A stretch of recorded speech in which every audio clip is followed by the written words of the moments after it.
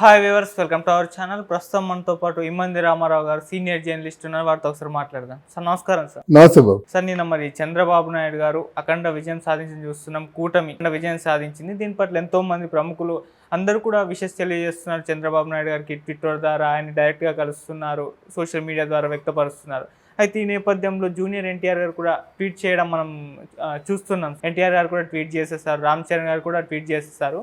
So మరి ఎన్టీఆర్ గారి tweet పట్ల చాలామంది ఆశ్చర్యం వ్యక్తం చేశారు. అంటే మామూలుగా ట్వీట్ చేస్తూ ఉంటారు, కానీ మరి మీ ఒపీనియన్స్? అంటే ఇక్కడ ఎవరు అంటే ఎన్టీఆర్ తెలుగుదేశం వాళ్ళ మామయ్య అని చెప్పుకోవడం కాదు, కానీ ప్రపంచవ్యాప్తంగా కూడా చంద్రబాబు నాయుడికి బాగా గ్రీటింగ్ చెప్పారు. ఇది చారిత్రాత్మకమైన విజయం అండి, చిన్న విజయం కాదు. ఎక్కడ 151, ఎక్కడ 11. లాస్ట్కి ఏమైందంటే అక్కడ 1 ఇక్కడ 1 మధ్యలో 5 పోయింది అంతే. యాజ్ ఇట్ ఈజ్గా సంఖ్య ఉంది. 5 తీసేసి చూడండి, పాత ఫిగర్ ఏదో అదే ఉంటుంది, 151. ఇప్పుడు 5 లేదు, ఇప్పుడు 11. ఇప్పుడేం ఒక అంకిపోయింది అంతే. అందువల్ల అందరికీ కొంచెం తెలుసు కదా, ఈ మధ్యలో ఎన్ని విన్యాసాలు చేశారో అంతా తెలుసు. ఇటువంటి క్లిష్ట పరిస్థితుల్లో తెలుగుదేశం ఊహించిన విజయం సాధించడం అయితే మనం మొదటి నుంచి చెప్పుకుంటున్నాం, సంవత్సరం నుంచి చెప్పుకుంటున్నాం. మన రెడ్డి ద్వారా తప్పకుండా తెలుగుదేశంలో ఉన్నటువంటి వాళ్ళ తాలూకు ఇంటెన్షన్ ఇది ప్రజాస్వామ్య పరిరక్షణ కోసం చేసుకుంటున్నారని మనం చెప్పాం. అలాగే నిన్న మాట్లాడుతున్నప్పుడు వాళ్ళిద్దరూ ఏం మాట్లాడారంటే ప్రజలు గెలిచారు, ప్రజాస్వామ్యం గెలిచింది.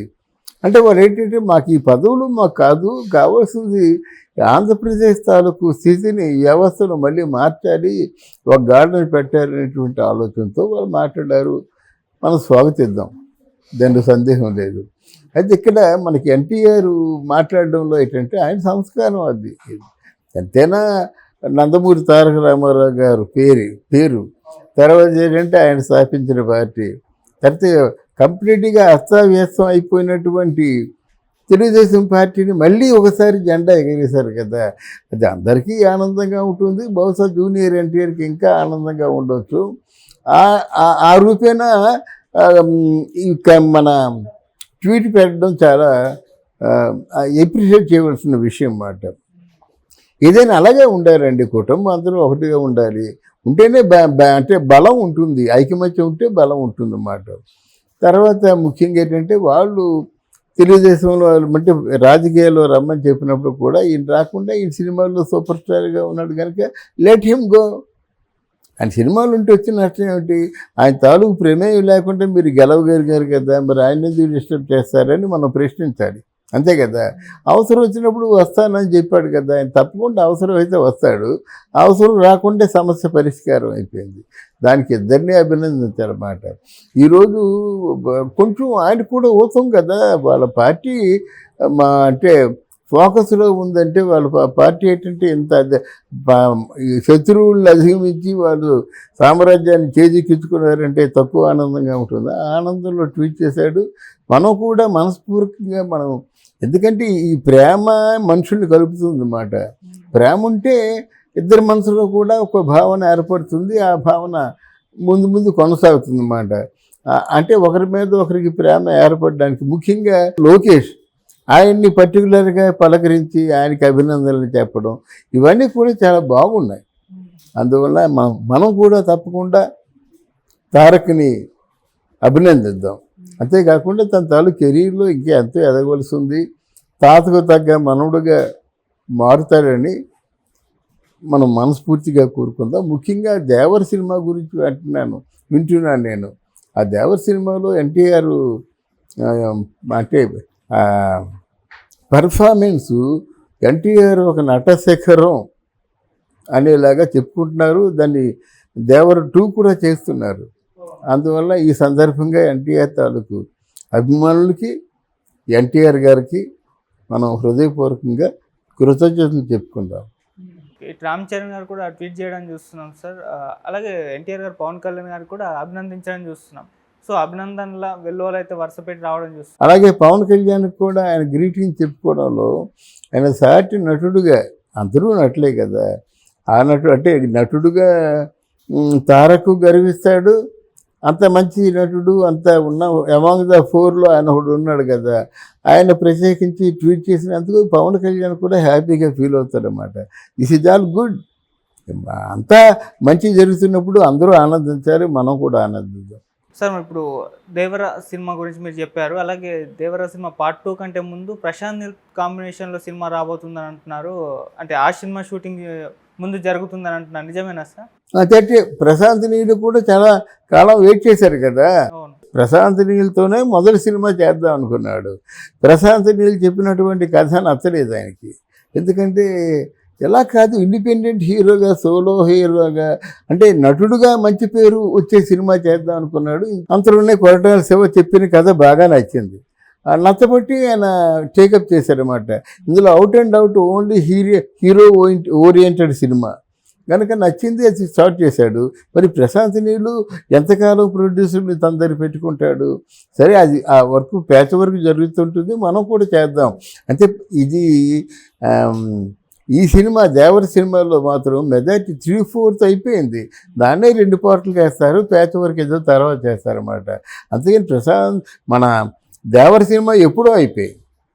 అంటే మార్కెటింగ్ హైప్ తీసుకురావడం కోసం, మంచి రిలీజ్ డేట్ ప్లాన్ చేయడం కోసం ఆగారు. కానీ ఇప్పుడు ఈలోగా ఆయన ప్రొడ్యూసర్తో కూర్చొని ఏమి లేకంటే ఖాళీగా ఉండలేడు కదా, ఇది కూడా స్టార్ట్ చేద్దామన్న ఆలోచనతో. అప్పుడు రామ్ చరణ్ కూడా 2 సినిమాలు చేస్తున్నాడు, చిరంజీవి కూడా 2 సినిమాలు చేస్తున్నాడు, ఈవెన్ ప్రభాస్ కూడా 2 సినిమాలు చేస్తున్నాడు. ఒకే సినిమా చేసింది ఎవరంటే ఇప్పుడు మహేష్ బాబు. అందువల్ల డెఫినెట్గా వీళ్ళంతా పెద్ద పెద్ద కెరీర్లు కదండి. 75 కోట్లు 100 కోట్లు అంటే చిన్న విషయం. అందువల్ల వాళ్ళకి అది ఆ ప్లానింగ్ అది ఉంటుంది. ఆ ప్లానింగ్తో పాటు మరి సాటి నటుడిని అభినందించడం ఆయన తాలూకు బాధ్యతగా కూడా ఫీల్ అయి ఉంటాడు. సరే, ఎన్టీఆర్ గారు ట్వీట్ విషయానికి వస్తే, అంటే మనం చూసాం ఎన్టీఆర్ గారు ట్వీట్ చేశారు చంద్రబాబు నాయుడు గారికి కంగ్రాట్స్ చెప్తూ. అంతకుముందు లోకేష్ గారు కూడా ఎన్టీఆర్ గారి బర్త్డేకి విషెస్ చెప్పడం మనం చూసాం. మామూలుగా బయట సోషల్ మీడియాలో వీళ్ళ మధ్య, కుటుంబాల మధ్య వివాదాలు ఉన్నాయి, అటువంటివి ఉన్నాయని చెప్పేసి మాట్లాడుకుంటూ ఉంటారు. ఇప్పుడు ఈ 2 ట్వీట్లు చూసుకుంటే ఆ వివాదాలు పెద్దగా ఏమీ లేదు, మామూలుగా ఫ్యామిలీలో ఉండాల్సిన వివాదాలు మళ్ళీ ఒకటైపోతారనుకోవచ్చా సార్? అదేనండి, మీ కుటుంబంలో ఉన్న వివాదాలు తాటాకు మంటలాంటివి అన్నమాట. తాటాకు చూడటం మంట అలా గుప్పుని వెలుగుతుంది అన్నమాట. ఆ మంట అయిపోయి చల్లారిపోతుంది. అంటే ఈ కుటుంబంలో ఉన్నటువంటి ఇట్లాంటి ఏవైనా కొంచెం చిలిపి తగాదాలన్నీ కూడా సమసిపోతాయండి. ఇప్పుడు ఎందుకు, ఫర్ ఎగ్జాంపుల్ పిఠాపురంలో వర్మ మన పవన్ కళ్యాణ్ వెళ్ళేసరికి ఎలా ఉండేవాడు, ఎన్నో ట్రోల్ చేశారు ఆయన మీద, ఎన్నో యాంటీగా రాశారు. కానీ ఇప్పుడు వర్మ ఏమంటున్నాడు, పవన్ కళ్యాణ్ గారిని చూసి నేర్చుకోవాలి, ఇప్పుడు నాకు 2 అధ్యక్షులు అని గర్వంగా చెప్పుకుంటున్నాడు కదా. నాకు 2 అధ్యక్షులు, పవన్ కళ్యాణ్, మన నారా చంద్రబాబు నాయుడు. తర్వాత పవన్ కళ్యాణ్ మమ్మల్ని ఎలా చూసుకుంటారంటే, ఎలా చూసుకోండి, గుండెల్లో పెట్టి చూసుకుంటాడు అన్నాడు. అంత మంచి మాట అన్నమాట. అంటే చెప్పింది 10 రోజులు కలిసిన తర్వాత వాళ్ళ మనసు వీళ్ళ మనసు తెలుసుకున్న తర్వాత మార్పు వస్తుంది. ఇప్పుడు మీరు ఎవరో నాకు తెలియాలంటే మీతో 4 రోజులు నేను పనిచేసినట్టయితే ఈ సోఫా ఇది అనుకుంటాం కదా. అందువల్ల డెఫినెట్గా ఈ ఫ్యామిలీ మధ్యన ఉన్నటువంటి అంతర్గత కలహాలు మాసిపోవడానికి 2 కారణాలు. ఒకటి, లోకేష్ బాబు చంద్రబాబు ఏంటంటే కుటుంబ సభ్యులందరినీ బాగా చూసుకోవాలి, అదొకటి. 2, ఆయన ఇప్పుడు ఎక్కడే అప్పుడు రేపు పొద్దున్న ఆయన చంద్రబాబు నాయుడు అనుమతించినట్టయితే ఎన్డీఏ కన్వీనర్గా ఉండమని చెప్తున్నాడు. ఆయన ఆ స్థితిలో ఉన్నాడు. బహుశా ఇక ముఖ్యమంత్రి బాధ్యతలన్నీ కూడా చూసుకొని ఈయన ఏదో ఉప ముఖ్యమంత్రిగా చేద్దామన్న ఆలోచనతో ఉన్నారు. తాజాగా తెలిసిన సమాచారం, చంద్రబాబు నాయుడు కూడా ఆ నోటంట మాట అన్నాడు, ఉప ముఖ్యమంత్రి. అంటే ముఖ్యమంత్రి అంటే ఇక ఇంతకుముందు అలాంటి ముఖ్యమంత్రి కాదట. ఇప్పుడు తెలంగాణలో ఉప ముఖ్యమంత్రి ఎలాగున్నాడో ఆయన తాలూకు కార్యక్రమాల్లో అన్నిటిలో కూడా సగభాగం ఉప ముఖ్యమంత్రి. అంటే రియల్గా ముఖ్యమంత్రి, డిప్యూటీ ముఖ్యమంత్రి ఆ స్థాయిలో ఉంచడం కోసం కూడా సిద్ధంగా ఉన్నాడు. ఇక్కడ చెప్పేది ఏంటంటే చంద్రబాబు నాయుడు కూడా మోనోపలి మానుకొని చాలా పాజిటివ్ యాంగిల్లో వెళ్తున్నాడు. ఈ పాజిటివ్ యాంగిల్లో వెళ్ళేవాడు కుటుంబ సభ్యుల పట్ల కూడా అదే ప్రేమ అభిమానం చూపిస్తాడు కదా. అందువల్ల ఆయన పవర్లో ఉన్నాడు కాబట్టి అందరూ ఒకటవుతారండి. Thank you so much. Thank you much.